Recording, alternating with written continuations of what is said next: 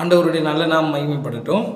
இன்றைக்கு நாம் எபிரேயர் புஸ்தகம் 2ஆம் அதிகாரம் 10வது வசனத்திலிருந்து 18வது வசனம் வரைக்கும் நம்முடைய வேத தியானத்தை நாம் தொடங்க இருக்கிறோம்.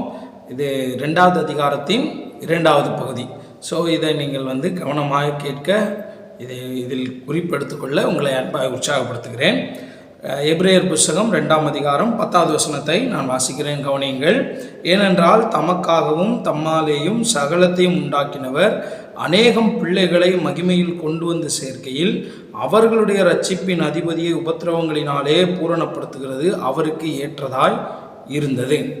இங்கே ஆண்டவராகிய இயேசு கிறிஸ்து நமக்காக பாடுகள் பட்டதை இங்கே எபிரேய நிருபக்காரன் எழுதுகிறார். அப்படி எழுதும்போது அவர் பாடுபட்டது எதற்காக அப்படின்னு என்றால், அநேகம் பிள்ளைகளை மகிமையில் கொண்டு வந்து சேர்க்க, பரலோக நம்பிக்கையை தருவதற்காக ஆண்டவராகிய இயேசுவுக்கு தேவன் பாடுகளை அனுமதித்தாராம். இயேசு கிறிஸ்துவுக்கு இங்கே ஒரு பெயர் கொடுக்கப்படுகிறது, அவர் இரட்சிப்பின் அதிபதி. நம்முடைய இரட்சிப்பின் அதிபதியை உபத்திரவங்களினாலே பூரணப்படுத்துகிறது அவருக்கு ஏற்றதாக இருந்தது. ஆண்டவராகிய இயேசு கிறிஸ்து உபத்திரவப்பட்டார். அந்த உபத்திரவம் நமக்கு சில நன்மைகளை ஏற்படுத்தி தந்தது. அது என்ன நன்மை? கீழே இருக்கிற அந்த 18 வசனங்கள் வரைக்கும் நாம் பார்க்க போகிறோம். 11வது வசனத்திலிருந்து 18 வசனங்கள் வரைக்கும் இயேசு கிறிஸ்துவின் உபத்திரவத்தினால் மனிதர்களாகிய நமக்கு வரக்கூடிய சில நன்மைகள் என்ன, இயேசு கிறிஸ்து பட்ட பாடுகளினால் நமக்கு வந்த நன்மைகள் என்ன அப்படி என்றால் 11, 12, 13, 14 இந்த வசனங்களை நான் வாசிக்கிறேன், கவனிங்களேன். எப்படி எனில் பரிசுத்தம் செய்கிறவரும் பரிசுத்தம் செய்யப்படுகிறவர்களுமாகிய யாவரும் ஒருவராலே உண்டாயிருக்கிறார்கள். இது நிமித்தம் அவர்களை சகோதரர் என்று சொல்ல அவர் வெட்கப்படாமல் உம்முடைய நாமத்தை என் சகோதரருக்கு அறிவித்து சபை நடுவிலே உம்மை துதித்து பாடுவேன் அப்படின்னு சொல்லுகிறார். இங்கே பாருங்களேன், பரிசுத்தம் செய்கிறவர் இயேசு கிறிஸ்து, பரிசுத்தம் செய்யப்படுகிறவர்கள் யார்? நாம். இந்த இருவரும் தேவனாலே உண்டாயிருக்கிறோம். அப்படி என்று சொன்னால், தேவனால் இயேசு கிறிஸ்து இந்த பூமிக்கு அனுப்பப்பட்டார். நாம் தேவனுடைய சித்தத்தின்படி ரட்சிக்கப்பட்டிருக்கிறோம். இருவரும் ஒருவரால் உண்டாயிருக்கிறதுனால, ஒருவரால் ஏற்படுத்தப்பட்டிருக்கிறதுனால இயேசு கிறிஸ்து நம்மை எப்படி சொல்லுகிறாராம்? சகோதரர்கள் என்று சொல்லுகிறாராம். இயேசு கிறிஸ்து பட்ட உபத்திரவத்தினால் மனிதர்களாகிய நமக்கு கிடைக்கிற முதலாவது நன்மை என்ன என்று சொன்னால், நாம் தேவனுடைய குடும்பத்தில் ஒரு அங்கமாக மாறுகிறோம். தேவனுடைய குடும்பத்தில் நாம் ஒரு நபராக நாம் ஏற்றுக்கொள்ளப்படுகிறோம். இயேசு கிறிஸ்து நம்ம எப்படி அழைக்கிறாராம்? சகோதரர்கள், சகோதரிகள் என்று சொல்லி அழைக்கிறாராம். யோவான் சுவிசேஷம் 1ஆம் அதிகாரம் 11, 12, 13 வசனங்களை பார்த்தால், அவருடைய நாமத்தின் மேல் விசுவாசம் உள்ளவர்களாய் அவரை ஏற்றுக்கொண்டவர்கள் எத்தனை பேர்களோ அத்தனை பேர்களும் தேவனுடைய பிள்ளைகளாகும்படி அவர்களுக்கு அதிகாரம் கொடுத்தார். அவர்கள் மாம்ச சித்தத்தினால் உண்டானவர்கள் அல்ல, அவர்கள் தேவனுடைய சித்தத்தினாலே உண்டானவர்கள். கவனிங்க, நாம் இயேசு கிறிஸ்துவை ஏற்றுக்கொண்டதன் மூலம் நாம் தேவனுடைய குடும்பத்தில் ஒருவராக மாறுகிறோம். We are the part of the family of God.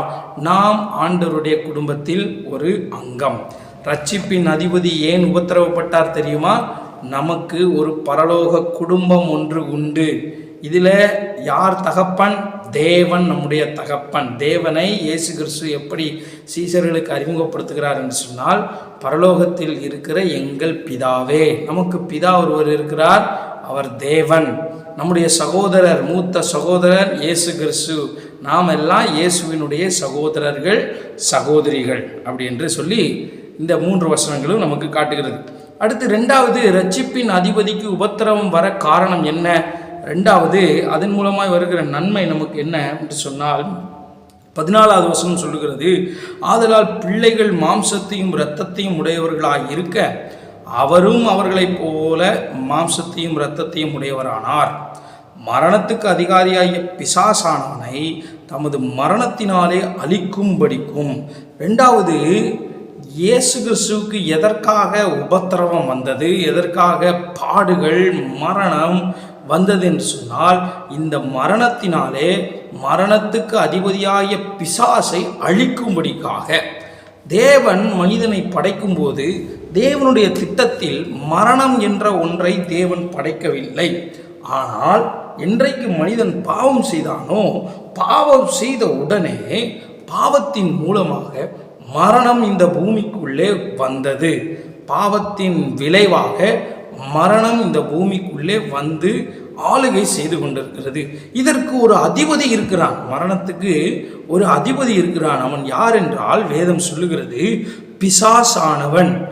சரீர பிரகாரமான மரணத்தை அல்ல, இரண்டாம் மரணமாகிய நரகத்தை பற்றி இங்கே சொல்லுகிறார். மரணத்துக்கு அதிபதியாகிய பிசாசானவனை அழிக்க தமது மரணத்தினாலே, தன்னுடைய பாடுகளினாலே பிள்ளைகளுக்கு விடுதலையை உண்டாக்கி வைத்திருக்கிறார். வெளிப்படுத்தின விசேஷம் 1ஆம் அதிகாரம் 17-18 வசனங்களிலே ஆண்டவராய் இயேசு கிறிஸ்து தன்னை சொல்லுகிறார். எப்படி சொல்லுகிறார் என்று சொன்னால், நான் மரித்தேன், ஆனாலும் இதோ சதா காலங்களிலும் உயிரோடு கூட இருக்கிறேன், மரணத்துக்கும் பாதாளத்துக்கும் உரிய திறவுகோள்களை உடையவராய் இருக்கிறேன். ஆண்டவருடைய கையில் ஒரு கீ இருக்கிறது, ஒரு திறவுகோள் இருக்கிறது, மரணத்திற்குரிய திறவுகோள். அப்படி என்று சொன்னால், இந்த பூமியில் பிறந்த எல்லா மனிதர்களுக்கும் மரணம் உண்டு. ஆனால் மரணத்தின் வல்லமை நம்மேல் செயல்பட முடியாது. அப்படி என்றால் நாம் மரித்தாலும் நாம் ஒரு நாள் உயிரோடு கூட எழுந்திருப்போம். நாம் மரணத்தை சந்தித்தாலும் ஒரு நாள் உயிரோடு கூட எழுந்திருப்போம். காரணம் என்ன என்று சொன்னால், நம்முடைய ரட்சிப்பின் அதிபதி அந்த மரணத்தை ருசி பார்த்திருக்கிறார். அந்த மரணத்திற்குரிய திறவுகோள்களை வைத்திருக்கிறார். மரணத்தை குறித்து வேதத்தின் அடிப்படையில் பில்லி கிரஹாம் என்கிற ஒரு தேவ மனிதர் இப்படி சொல்லுகிறார், மரணம் கிறிஸ்தவர்களுக்கு ஒரு முகவரி மாற்றமே ஒழிய வேறொன்றும் அல்ல. Simply it is a address changing. It is an address changing. Death நம்மளுக்கு கிறிஸ்தவர்களுக்கு அது ஒரு முகவரி மாற்றம், அவ்வளவுதான். அந்த மரணத்தின் அதிபதியை அழிக்க இயேசு கிறிஸ்து உபத்திரவப்பட்டார். மூன்றாவது, அதன் மூலமாய் நமக்கு கிடைக்கிற நன்மை என்ன என்று சொன்னால், 15வது வசனத்தை பாருங்கள். ஜீவகாலமெல்லாம் மரண பயத்தினாலே அடிமைத்தனத்திற்கு உள்ளானவர்கள் யாவரையும் விடுதலை பண்ணும்படிக்கு அப்படியானார். மூன்றாவது, நம்முடைய இயேசு கிறிஸ்துவின் பாடு மரணங்களினால் நமக்கு கிடைக்கிற ஆசீர்வாதம் என்ன என்று சொன்னால், நமக்கு விடுதலை உண்டாகிறது. எதிலிருந்தாம்? ஜீவகாலமெல்லாம் மரண பயத்திலிருந்து விடுதலை. பயம் உணர்வு என்று சொல்லி இருந்தாலும் பயம் ஒரு பாவம் என்றே வேதம் வர்ணிக்கிறது. பயம் ஒரு பாவம். என்ன பயமா? மரண பயம். இந்த மரண பயம் அதில் அடிமைப்படுத்திவிடும் மனிதர்களை. இந்த மரண பயத்திலிருந்து வெளியே வர வேண்டும் என்று சொன்னால் நாம் நம்முடைய இரட்சகராகிய இயேசு கிறிஸ்துவினிடத்தில் அறிக்கை செய்ய வேண்டும். அவர் நம்மை விடுதலை பண்ணுவார். மரண பயம் இருக்கும் என்று சொன்னால் கல்வாரி சிலுவையை நீங்கள் பாருங்கள். அந்த சிலுவையிலே மரணத்தை இயேசு ஜெயித்திருக்கிறார். அங்கே நீங்கள் கொல்லப்பட போவது இல்லை. தேவன் இயேசு கிறிஸ்து மனிதனாய் வந்து நமக்காக மரணத்தை உத்தரித்திருக்கிறார், மரணத்தை ருசி பார்த்திருக்கிறார். மரண பயம் எதற்கு நேராய் நடத்தும்? அடிமைத்தனத்திற்கு நேராய் நடத்தும். ஒருவனுக்குள்ள பயம் வந்துருச்சுன்னா அந்த பயம், மரண பயம் என்ன ஆகுமா? அடிமைத்தனத்திற்குள்ளே போய் விடுவீர்கள். பயத்திற்கு அடிமையாக முடியும். அது நமக்கு ஒரு ஸ்லேவ் மாஸ்டரை போல செயல்படும். நமக்கு மேலே செயல்படுகிற, எப்போ பார்த்தாலும் யாரை பார்த்தாலும் பயப்படுகிற ஒரு சூழ்நிலை. எந்த சூழ்நிலையை பார்த்தா இதில் பயம், செத்துருவேணும், அதில் செத்துருவேணும் அப்படின்ற மரண பயம், இதிலிருந்து விடுதலை செய்ய இயேசு கிறிஸ்து உபத்திரவப்பட்டார். இன்றைக்கு ஒருவேளை நீங்கள் மரண பயத்தினால பாடுபடுகிறீங்களா? கவலைப்படாதீங்க. இயேசு கிறிஸ்து உங்களை விடுதலை செய்ய அவர் ஏற்கனவே உபத்திரவப்பட்டிருக்கிறார். 16வது வசனத்தை பாருங்கள். 16-17 வசனங்களை, அவருடைய உபத்திரவத்தினாலே நமக்கு கிடைக்கிற நன்மை என்ன என்று சொன்னால் 16-17 வசனங்களிலே ஆதலால் அவர் தேவதூதருக்கு உதவியாக கை கொடாமல் ஆபிரகாமின் சந்ததிக்கு உதவியாக கை கொடுத்தார்.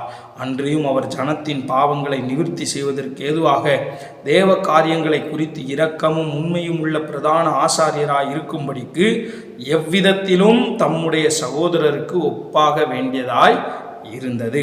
அதாவது 4வது நமக்கு கிடைக்கிற பெரிய ஆசீர்வாதம், ஆண்டவருடைய உபத்திரவத்தினால நமக்கு கிடைக்கிற ஆசீர்வாதம் என்ன என்று சொன்னால், இரக்கமுள்ள உண்மையுள்ள பிரதான ஆசாரியர் நமக்கு இருக்கிறார். பழைய ஏற்பாட்டில் பிரதான ஆசாரியர்களுக்கு என்ன வேலை தெரியுமா? அவர்கள் தேவ சமூகத்தில் போய் வருடத்திற்கு ஒரு முறை தேவ சமூகத்துக்கு போய் ஜனங்களின் விண்ணப்பங்களை, ஜனங்களின் ஜெபங்களை விண்ணப்பமாக அவர்கள் தேவனுடைய சமூகத்தில் சொல்ல வேண்டும். இதுதான் அவர்களுடைய வேலை. போகும்போது வெள்ளாட்டுக்கடா, இளங்காலை இவைகளின் இரத்தத்தை எடுத்து கொண்டு போவார்கள். ஆனால் இந்த ரட்சிப்பின் அதிபதி, புதிய ஏற்பாட்டில் இருக்கிற இந்த பிரதான ஆசாரியர் எப்படி போகிறாராம்? தம்முடைய சொந்த இரத்தத்தையே எடுத்துக்கொண்டு தேவனுக்கு முன்பாக போய் நமக்காக பரிந்து பேசுகிறார். இரக்கமுள்ள பிரதான ஆசாரியராய் இருக்கிறார். யோவான் சொல்லும்போது சொல்லுகிறார், நமக்காக வேண்டுதல் செய்வதற்காக அவர் பிதாவின் வலது பாரிசத்தில் உட்கார்ந்திருக்கிறார். இரக்கமுள்ள பிரதான ஆசாரியர். அப்புறம் உண்மையுள்ள பிரதான ஆசாரியர். உண்மையுள்ள பிரதான ஆசாரியர்னா உங்களை பற்றி எல்லா காரியங்களும் இயேசு கிறிஸ்துவுக்கு நன்றாக தெரியும். ஆமென். அதனால அந்த காரியங்களை அவர் என்ன செய்கிறார்? பிதாவினிடத்தில் சொல்லுகிறார். அடுத்து பாருங்க, ஜனங்களின் பாவங்களை நிவர்த்தி செய்கிறார். அப்படின்னா நம் மேல பாவத்தின் நிமித்தம் நம் மேல தேவனுடைய கோபாக்கினை இருந்தது. 5வது நமக்கு கிடைக்கிற ஆசீர்வாதம், அவருடைய உபத்திரவத்தினாலே தேவ கோபம் நம்மை விட்டு நீங்குகிறது. தேவ கோபத்தை நீக்குகிற ஒரு நல்ல காரியம். இன்றைக்கு நம்ம மேல தேவனுடைய கோபம் இல்லை, தேவனுடைய தண்டனை இல்லை. இயேசு கிறிஸ்துவை சொந்த இரட்சகராய் ஏற்றுக்கொண்டதினால் இன்றைக்கு நாம் தேவனுக்கு எதிராளிகளாய் அல்ல, தேவனுடைய பிள்ளைகளாய் மாறி இருக்கிறோம். தேவன் நம்ம மேல் அன்பு செலுத்துகிறார். அவருடைய இரத்தத்தினாலே இந்த ஆசீர்வாதம் நமக்கு கிடைத்திருக்கிறது. அடுத்து 6வது நமக்கு கிடைக்கிற ஒரு பெரிய ஆசீர்வாதம் என்ன என்று சொன்னால், ஆண்டவருடைய பாடுகளினால், மரணத்தினால் 18வது வசனம், அவர் தாமே சோதிக்கப்பட்டு பாடுபட்டதினாலே சோதிக்கப்படுகிறவர்களுக்கு உதவி செய்ய வல்லவராய் இருக்கிறார். இயேசு கிறிஸ்து சோதனையை சகித்தார். அவருக்கு வந்த பாடுகளிலே, அவருக்கு வந்த உபத்திரவத்திலே, அவருக்கு வந்த நிந்தையிலே, இதையெல்லாம் ஏன் செய்தார் தெரியுமா? உங்களுக்காகவும் எனக்காகவும். நீங்க அதே போல இயேசுவை போல பாடுகளுக்குள்ளே நீங்கள் போகும்போது, உபத்திரவத்திற்குள்ளே போகும்போது, இயேசு கிறிஸ்து எங்கேயும் வாக்கு பண்ணல, நீ உபத்திரப்பட மாட்ட அப்படின்னு சொல்லி இயேசு சொன்னார். யோவான் 16:33, இந்த உலகத்திலே உங்களுக்கு உபத்திரவம் உண்டு, ஆனாலும் திடன் கொள்ளுங்கள், நான் உலகத்தை ஜெயித்தேன் அப்படி என்று சொன்னால், உபத்திரவம் என்பது கிறிஸ்தவர்களுக்கு உண்டு, சோதனை உண்டு. நீங்கள் போகிற பரீட்சையின் நேரத்தில் அவர் உங்களுக்கு உதவி செய்ய வல்லவராயிருக்கிறார். ஏனென்றால் அவர் நமக்காக பாடுகளை பட்டிருக்கிறார். ஏற்கனவே அவர் அந்த அவமானத்தை, நிந்தையை சுமந்திருக்கிறார். எபிரேயர் 4:14 இப்படி சொல்லப்பட்டிருக்கிறது, 15 இப்படி சொல்லப்பட்டிருக்கிறது, நம்முடைய பலவீனங்களை குறித்து பரிதபிக்கிற ஒரு பிரதான ஆசாரியர் நமக்கு இருக்கிறார். எல்லா விதத்திலும் நம்மை போல சோதிக்கப்பட்ட பிரதான ஆசாரியர் இருக்கிறார். இந்த நிருபம் எதற்காக எழுதப்படுகிறது தெரியுமா? உபத்திரவப்படுகிற கிறிஸ்தவர்கள், உபத்திரவப்படுகிற யூத கிறிஸ்தவர்கள் பழைய மார்க்கத்துக்கு திரும்பி போக வேண்டும் என்று நினைக்கும் போது ஆவியானவர் எழுதுகிறார், நீங்க உபத்திரவத்தை அற்பமா எண்ணாதீங்க. ஏற்கனவே ஒரு உபத்திரவப்பட்டு அவர் என்ன ஆயிருக்கிறார்? உங்களுக்கு சில நன்மைகளை ஏற்படுத்தி வைத்திருக்கிறார். அதனால் நீங்கள் தேவனுடைய குடும்பம் இப்பொழுது அடுத்த மரணத்துக்கு அதிபதியை இயேசு ஜெயித்திருக்கிறார். மரண பயத்திலிருந்து விடுதலையாக்கி இருக்கிறார். உங்களுக்கு உதவி செய்திருக்கிறார். தேவனுடைய கோபாக்கினை எடுத்து போட்டிருக்கிறார். சோதிக்கப்படுகிற உங்களுக்கும் அவர் உதவி செய்வார் என்று சொல்லி இந்த 2வது அதிகாரத்தை இந்த எபிரேய நிருபக்காரன் முடிக்கிறார். நாமும் ஒரு வேளை சோதனையை நீங்கள் பார்த்து கொண்டு இருந்தீங்கன்னா, உங்கள் வாழ்க்கையில் சோதனையை, வேதனையை, உபத்திரவத்தை அனுபவிப்பீர்களானால், இயேசு கிறிஸ்துவின் போன பாதையில் நீங்களும் போகிறீர்கள். கவலைப்படாதீங்க, கர்த்தர் உங்களோடு கூட இருக்கிறார். உங்களுக்கு உதவி செய்ய வல்லவராக இருக்கிறார். உங்களுக்கு உதவி செய்கிறவர் ஏதோ பலவீனர் அல்ல, அவர் வல்லமை உள்ளவர். அவர் உங்களுக்கு உதவி செய்வார். கர்த்தர் உங்களை ஆசீர்வதிப்பாராக. ஆமென்.